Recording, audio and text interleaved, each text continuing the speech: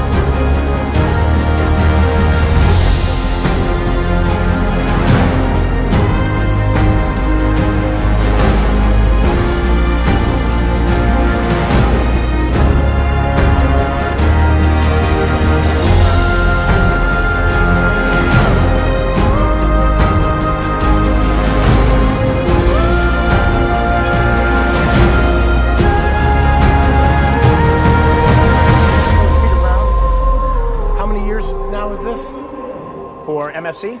Yeah. This is year number 3. Year number 3. First 2 years RX?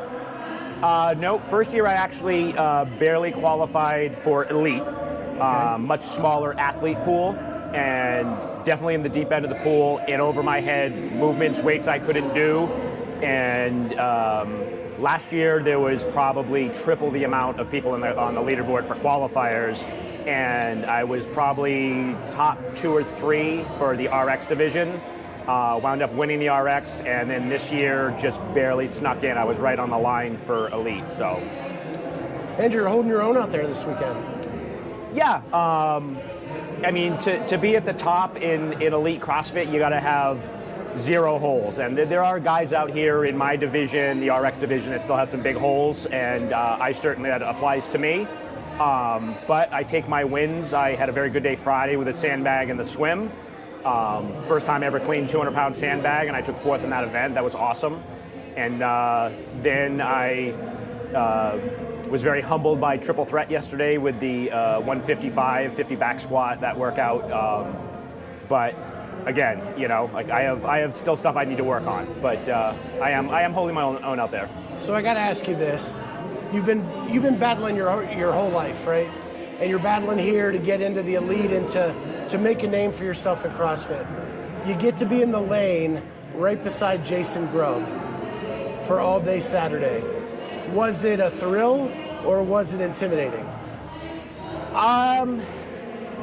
One thing that I learned about competitive CrossFit years ago was I do better when I'm comfortable. And I'm a chatty guy. My wife always gives me crap about, like, I make friends with everybody. And I noticed that in competition, getting to know guys in my division, even not in my division, this, like, the more comfortable I feel in the venue over the course of the weekend, the better I'm going to perform. So, like, making as many friends and familiar faces as I can has always been a way to just set myself up for success. And I had an opportunity. I competed against Rick Stevenson 2 years ago. I think he wound up taking second or third. Great guy, and have seen him here the last couple of years, always chat with him. So he was, my wife volunteers judging, so I was here on Thursday evening while she was doing the volunteer meeting, and I saw Rick, and I walked over to him, and I didn't recognize that it was Jason with him. So I got to meet him and chat with him a little bit. Super nice guy, down to earth, friendly, and I think that just made it, like, more comfortable. He's just another guy next to me, and I was right next to him for the crossover ski erg. That was a great workout for me, and, like, I was literally chasing him, and it helped me to get that push. And I think I wouldn't have performed as well had I, had someone that maybe there was someone better than me 6 lanes down I couldn't see that, like, wound up beating me, but because he was the number, or actually he took second on that.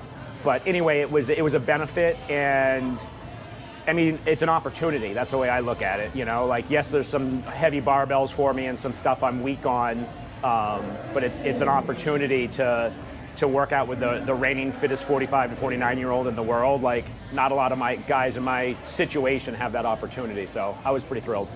Yeah, I was excited for you to see you side by side with him and get to just measure yourself up a little bit and know where you are. And that's really cool. So what was the highlight of the weekend for you? It's amazing how many times I relearn things, because I've relearned this lesson so many times that, like, you rise to the occasion in competition, and that I'm a mental head case when it comes to competing. Like that's really what my wife and my coach are, like, managing. It's my mental state. My physical fitness is what it is. But you always seem to, like, not just for myself, but people rise to the occasion in competition. It brings out the best in us. And I know that, but I always forget that. And I was really nervous about the 200-pound sandbag. I've done a ton of work with a 150, never touched the 200. And I was, and also this year with all the teams and everything, on my workouts in past years have always been like 8 a.m., 11, and 2.